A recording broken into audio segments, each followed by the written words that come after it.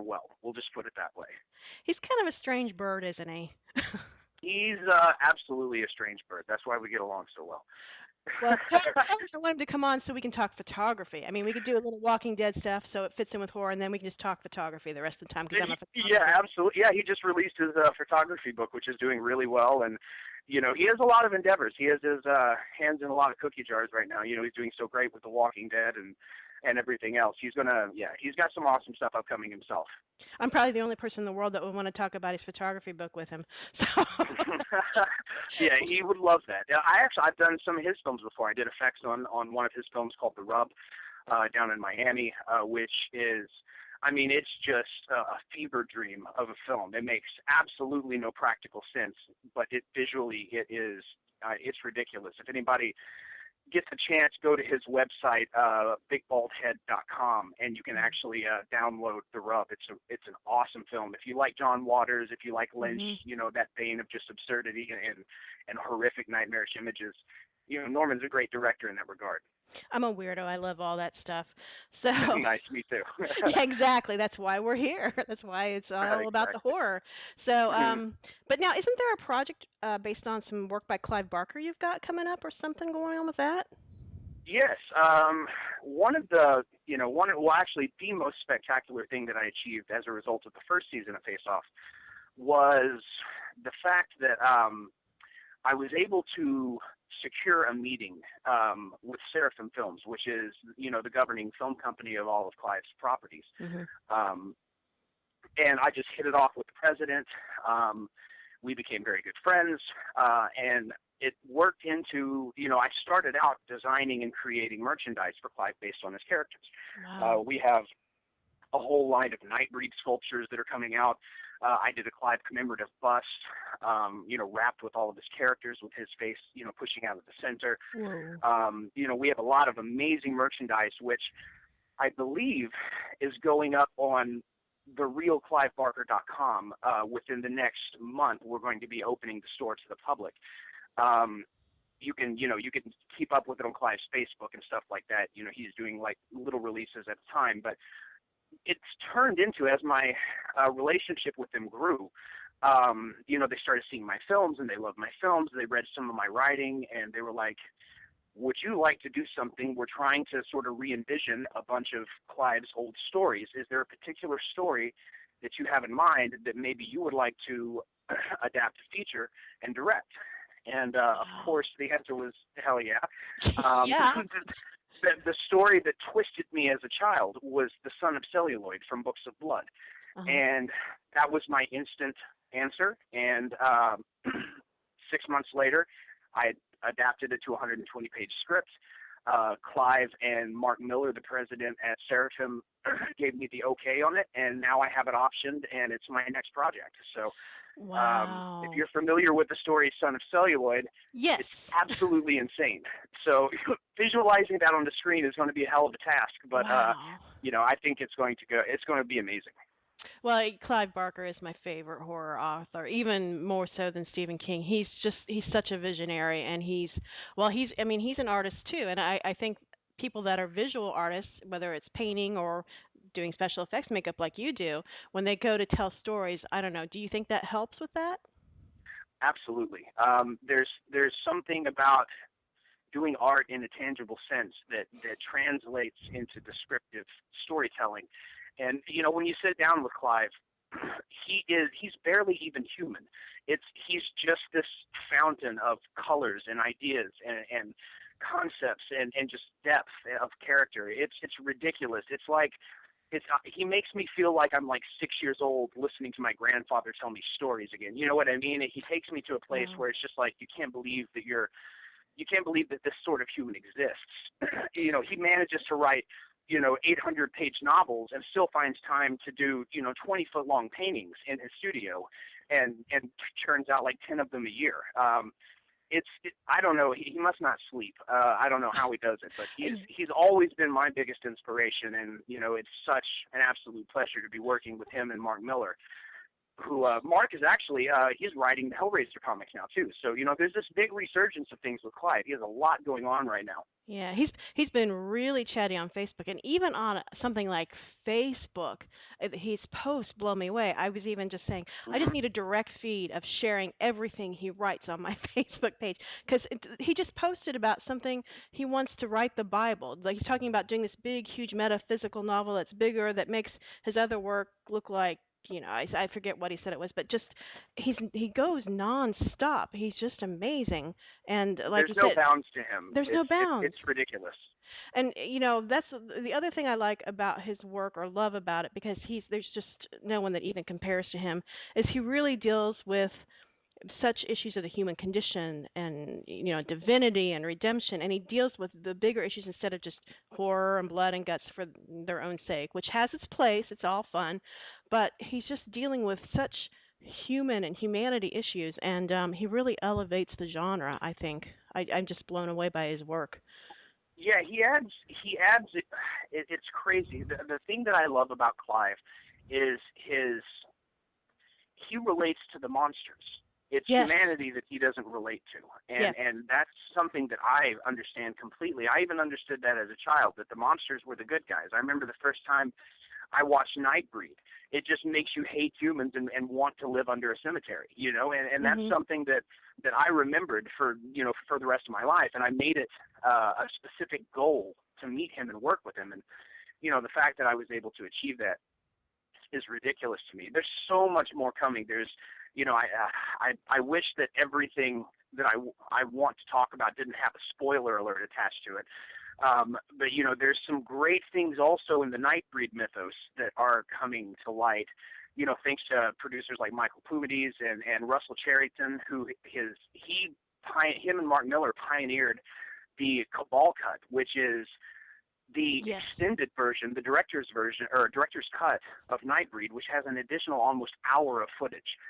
They just got it picked up by a film company, and it's going to be released on Blu-ray soon. So, finally everyone that's heard about that legendary cut, they're going to get their chance to see it. Yeah, I knew about the cut coming, but I didn't realize it was that much extra footage. But even, he's just not been treated well in Hollywood with a lot of his movies. Like Lord of Illusions had a bunch of cuts to it that hurt the film, and he's been a little unlucky in that way. And I'm really glad that he's getting active again, because he's been doing a lot of fantastical stuff, but I really love his horror work. And it's just really good to see him doing that. It just comes down to he was ahead of his time in a Hollywood aspect. He still is. He had the sort of ideas about putting things into a cinematic platform that just weren't allowed back then. A great example is Rawhead Rex. Right. That story was torn to pieces as far as Clive's actual story went. Lord of Illusions, they cut so much of it out. Nightbreed, they cut in half, and tossed the footage. For 20 years, nobody could find the footage. It's because he thinks of things that frighten people on a production level, and they're like, you can't do that. Mm-hmm. But we're now in an age where cinema's finally being allowed to be whatever it wants to be, and so this is the perfect time for Clive to put his director's hat back on and start visualizing some of his concepts even further. Well, one of the things I remember, because I've always empathized with the monsters, and I always want the vampire to survive, especially if it's Christopher Lee. But, and one of the things I heard Clive say in an interview, somebody asked him to sum up his career in one sentence, and he said, sympathy for the devil. And I was like, yeah, that's it. That's absolutely perfect. Yeah, he's inspirational on so many levels. He bleeds into every bit of my work. So, and we have a lot of things coming as a collaborative effort between myself and Mark and his company and his concepts. It's I'm pretty sure that Son of Celluloid was to be my directorial debut as far as a feature goes.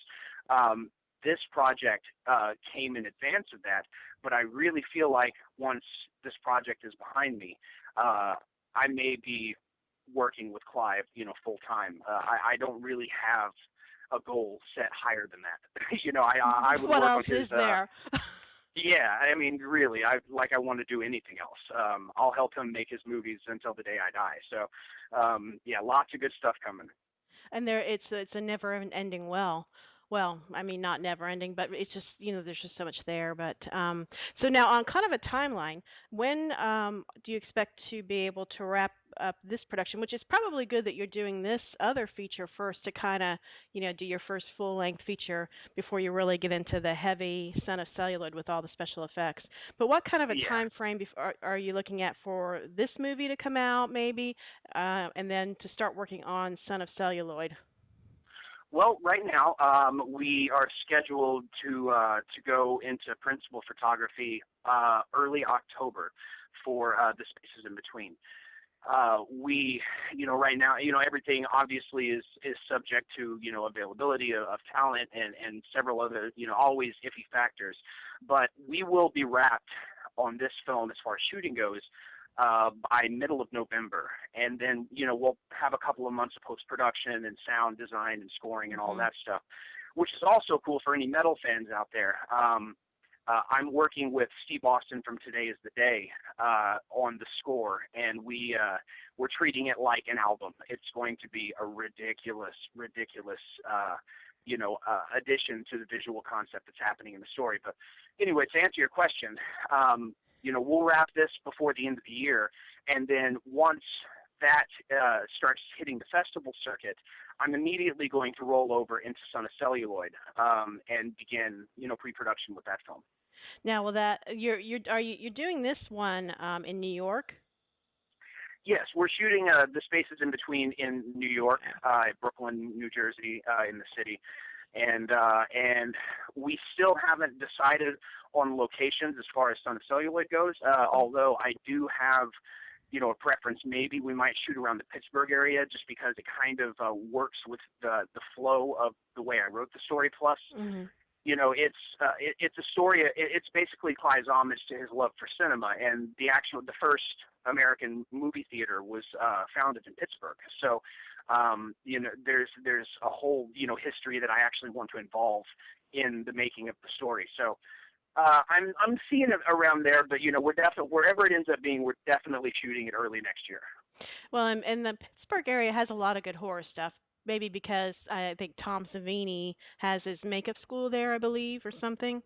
So, but Yes. it seems like they've got a lot of really cool stuff. In fact, my sister was at a Peter Cushing drive-in fest this weekend, and I was telling her, "Oh, I hate you," and she said, "Well, you're really gonna hate me. Tom Savini is right next to us. He's parked right next to us." I was Tom like, "Bitch." Tom is actually the reason that I got into film. I went to his academy for one semester. I think it was like the second ever semester. It was way back in like 2002.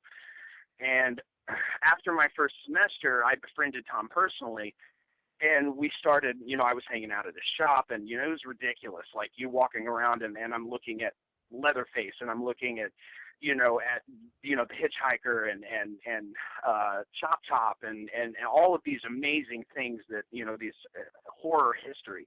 His Mhm. house is like a damn museum. But anyway, so he got past a script called Zombie Honeymoon, where they were trying to attach him to do special effects. And he passed it on to me and said, "I think this would be a great film for you to cut your teeth on." So, he recommended me for the job. I got the job, and that was in New York and New Jersey. So that's what brought me to the East Coast. After we wrapped that, I just never left. Ah. So, I specifically have Tom to thank for my career. He got me started in this industry. Oh, wow. I think he started a lot of people in the industry in one way or another. So, and that it seems like Yeah. people in horror, it's kind of a family, and they're very generous with helping each other out more so than maybe a lot of Hollywood little subgenres. I absolutely agree. If you ever go to a big horror convention or something, Yeah, I've done that. I mean, you'll find everyone at the bar. Hmm. After Yeah. that shuts down for the day, everyone's hanging out. Maniac Cop is on the piano. Tom's at the bar drinking martinis. Norman's walking around in a panda mask for some reason, and it's just everyone is ridiculous and a big giant family. It's really cool. Yeah, I always love when I can interview an actor that's maybe brand new to horror and they don't really quite understand the genre they've just stepped into and they're a little freaked out. I know I interviewed Russell Hornsby from the show Grimm, and we Hmm. did the interview and then we spent about another 15 minutes and he was kind of picking my brain about the horror genre and the fans in it. He didn't really He was get it. looking to you for advice, yeah? Yes, he's like, this is very new to me, and I had to explain it to him. So it's That's really a awesome. cool thing, and yes, I've been to many conventions. So yeah, we totally geek out, me and my sister, over anyone related